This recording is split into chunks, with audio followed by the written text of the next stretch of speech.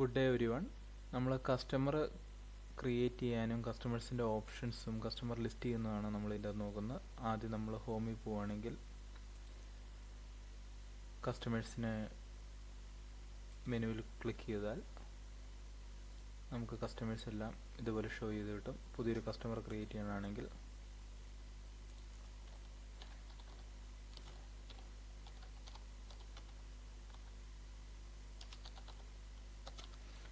പുതിയൊരു കസ്റ്റമർ, എൻ്റെ Arabic name, phone number, email, payment names cash ആണോ ക്രെഡിറ്റ് ആണോ, ടി ആറിനുണ്ടെങ്കിൽ അത്, PO box, city, emirate, country, അതുപോലെ തന്നെ ആ കസ്റ്റമറിന് എന്തെങ്കിലും റിമൈൻഡേഴ്സ്, ഇപ്പോൾ ഹെൽത്ത് കാർഡ് അല്ലെങ്കിൽ വേറെ എന്തെങ്കിലും ട്രേഡ് ലൈസൻസ് ഇന്ന ഡേറ്റിൽ നമ്മൾ മുതൽ റിമൈൻഡർ ചെയ്യിക്കണം, ഇന്ന ഡേറ്റിലാണ് എക്സ്പയറി, അത് ചിലപ്പോൾ വിസ ആണെങ്കിൽ അത് ഏത് എംപ്ലോയിയുടെ ആണ്, അങ്ങനെയൊക്കെ ആഡ് ചെയ്ത് വയ്ക്കാം. മൾട്ടിപ്പിൾ ഒരു കമ്പനിക്ക് അല്ലെങ്കിൽ ഒരു കസ്റ്റമറിനെതിരെ മൾട്ടിപ്പിൾ കാലണ്ടറിൽ റിമൈൻഡേഴ്സ് നമുക്ക് സെറ്റ് ചെയ്യാൻ പറ്റും.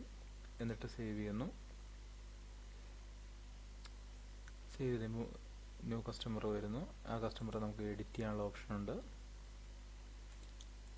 അതുപോലെ തന്നെ ആ കസ്റ്റമറിന് വേണ്ടി നമുക്ക് ഇൻവോയ്സ് ആഡ് ചെയ്യാം. അപ്പോൾ ഓട്ടോമാറ്റിക്കായിട്ട് ആ കസ്റ്റമറിൻ്റെ എല്ലാം വന്ന് ഫില്ലായി നിൽക്കും. എന്നിട്ട് നമുക്ക് ഇൻവോയ്സ് ആഡ് ചെയ്യാവുന്നതാണ്. അതുപോലെ തന്നെ ആ കസ്റ്റമറിന് എഗെയിൻസ്റ്റ് റിസീപ്റ്റ്സ് ആഡ് ചെയ്യാനാണ്. കസ്റ്റമർ ഓട്ടോമാറ്റിക്കലി സെലക്ട് ആയി നിൽക്കുന്നുണ്ടായിരിക്കും. അതുപോലെ തന്നെ ഒരു കസ്റ്റമറിനെ എടുക്കുവാണെങ്കിൽ ആ കസ്റ്റമറിൻ്റെ ഇൻവോയ്സ് ഹിസ്റ്ററി നമുക്ക് അവിടെ നിന്ന് തന്നെ എടുക്കാൻ പറ്റും. ഈ കസ്റ്റമറിന് മുന്നേ അടിച്ചാണ് ഇൻവോയ്സ് ഏതൊക്കെയാണ് നമുക്ക് ഷോ ചെയ്ത് കിട്ടും. അതുപോലെ തന്നെ ഈ കസ്റ്റമറിന് മുന്നേ അടിച്ചാണ് റെസീപ്റ്റ്സുകൾ നമുക്ക് കാണാൻ പറ്റും. അതിൻ്റെ ഒരു ഹിസ്റ്ററി നമുക്ക് കിട്ടും. അതുപോലെ തന്നെ ഈ കസ്റ്റമറിന് ഓപ്പണിംഗ് ബാലൻസ് ഇടണമെങ്കിൽ നമുക്ക് ഔട്ട്സ്റ്റാൻഡിങ് ആണോ അഡ്വാൻസ് ആണോ എന്ന രീതിയിൽ നമുക്ക് ഓപ്പണിംഗ് ബാലൻസ് ഇടാൻ പറ്റും.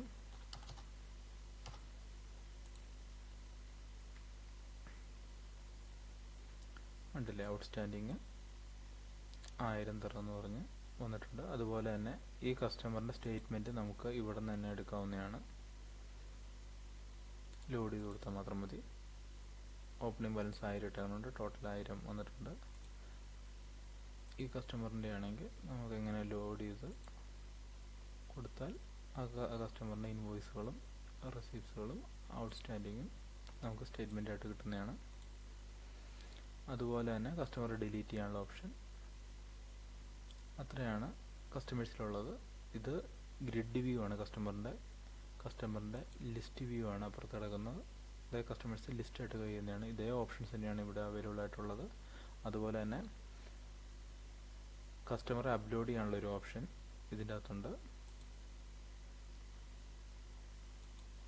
ഒരു എക്സലായിട്ട് നമുക്ക് കിട്ടും. ആ എക്സൽ നമ്മൾ ഓപ്പൺ ചെയ്ത് നോക്കുകയാണെങ്കിൽ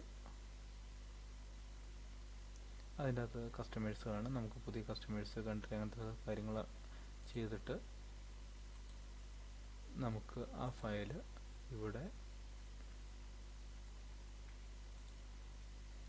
സെലക്ട് ചെയ്യുന്നു, അപ്ലോഡ് ക്ലിക്ക് ചെയ്യുന്നു. അതിൻ്റെ അകത്തുള്ള കസ്റ്റമേഴ്സ് എല്ലാം അതിൻ്റെ അകത്ത് ഫില്ലായി വന്ന് നിൽക്കുന്നു.